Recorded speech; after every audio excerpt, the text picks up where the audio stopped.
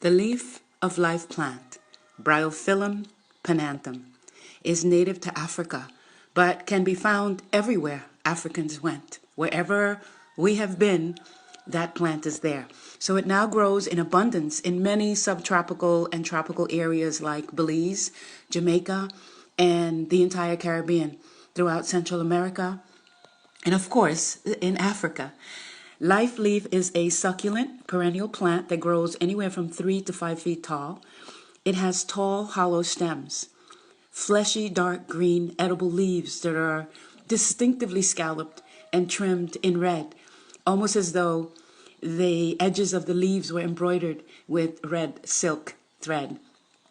It has bell-like pendulous flowers, beautiful flowers.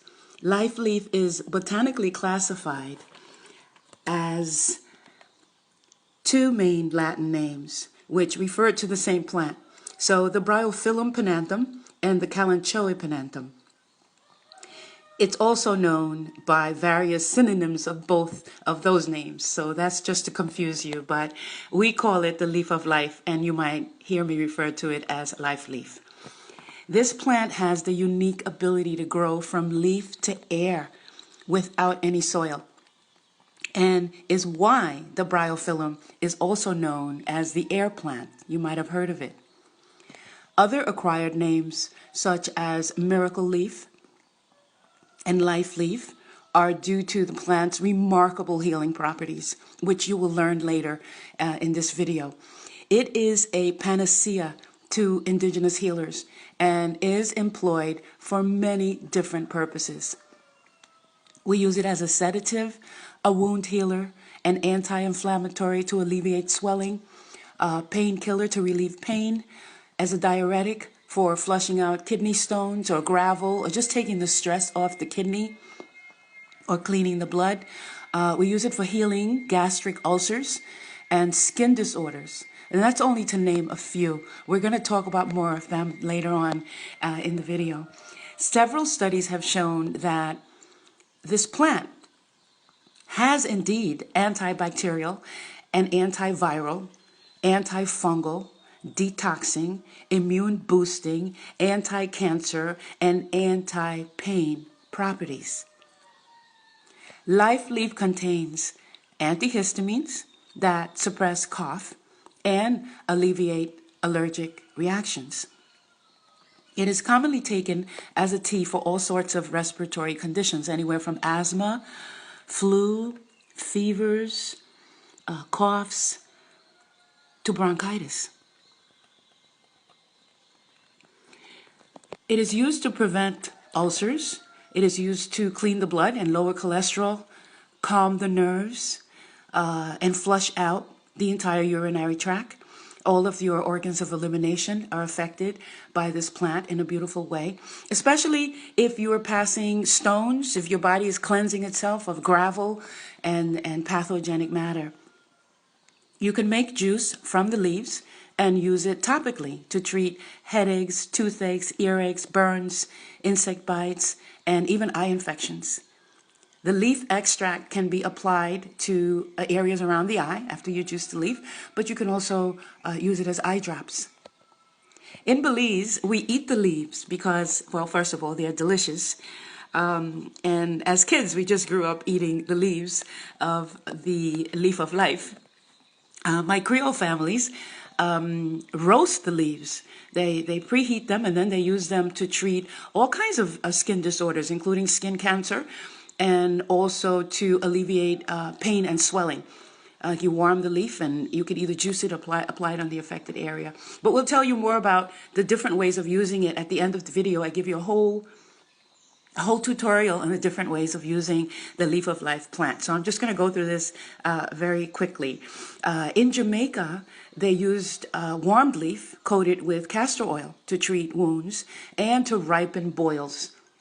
If there was ever a plant to ripen boils, this one is top of the heap. My Garifuna families mix life leaf juice with coconut oil into a liniment And that's the liniment that we use to rub on the forehead to alleviate migraines or headaches. But you can also use it in other parts of your body to alleviate pain. Remember, it's a pain reliever. Everyone agrees that if you are looking to ripen a boil, this is like all cultures across everywhere this plant is. It is known for ripening boils. This is your plant. It is traditionally known as boil medicine. You know what I mean? Those boils you get under your skin, those huge skin eruptions that are really painful. I'll tell you how to prepare the plant to ripen and dissolve a boil. And the application is easy and very uncomplicated.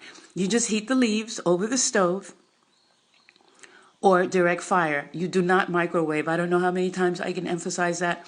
You never microwave. Anytime a plant calls for heating or warming, please don't ever use the microwave. It's counterproductive. So you heat the leaves over the stove or a direct fire. You can even use a cigarette lighter, actually, as long as you're using fire, and apply topically to any boils. So you put the leaf on top of the boil or the skin ulcer, and you leave it overnight. Now, I use it myself, and I use duct tape because I couldn't get anything to to hold the leaf in place while I slept. So I used duct tape, and it worked just fine. No, the next day I took it off. The boil was like totally dry. It's like the leaf had just sucked out everything on the inside and just sucked it out to the surface. So it was easy to for the boil to drain through the skin. And you do this until the condition clears. So, of course, the number of times you do it will depend on the size and intensity of the boil. And since the plant is a pain reliever, it would also alleviate some of that pain that comes with boils. And it's going to be amazingly fast. So, the mashed leaves can be prepared into a poultice and used to bandage and to set broken bones. So it's a bone setter, kind of like comfrey and horsetail. It's a very powerful bone setter because, again, it also alleviates pain, increases circulation, and brings nutrients to the area that's healing. Midwives prepare life leaf juice and use it to help promote menstruation, to regulate your menses and assist in childbirth. So we're still learning the many different things, amazing things that this plant can do, as well as looking at how beautiful it is. The plant is so decorative. It's edible. It's medicinal. It's amazing. And it's self-propagating. What else do you want? You can grow an entire plant, actually several different plants, just from one leaf. And you don't even need soil. You can just put them in water. And you don't even really need to plant them. You can just drop them in the ground. It is one of the easiest plants to propagate. And anybody and everybody can have one. So now I'm going to talk about the different ways of using the plant. And so far I've counted 7 ways. And so just follow along with me while we do the 7 ways of using. One of the ways is by making a tea or an infusion. And you never cook the leaf of life because you'll cook the life out of it. So the way we prepare a tea infusion is by pouring boiling water over the leaves and then allowing it to steep from 5 to 10 minutes. Okay, so you don't boil it. You don't put the leaf in the stove. You take the boiling water and you pour it on top of the leaves. And again, not microwaved. Those microwaves change everything. You can also make a syrup. You would cook the leaves in sugar water. And this is great for children. Even though the life leaf tastes absolutely delicious, you can really just get them to eat it. But just in case, you can make a syrup and you can store it. Make a nice amount so that you have cough syrup made from the leaf of life. You can eat it as food. Just eat it straight up, just like that. Preferably raw. It has far more nutrients when you consume it raw than when you subject it to heat or aging. So the best thing is to just pick it right off your bush and just eat it right there, or just bring it in the house and put it in your salads.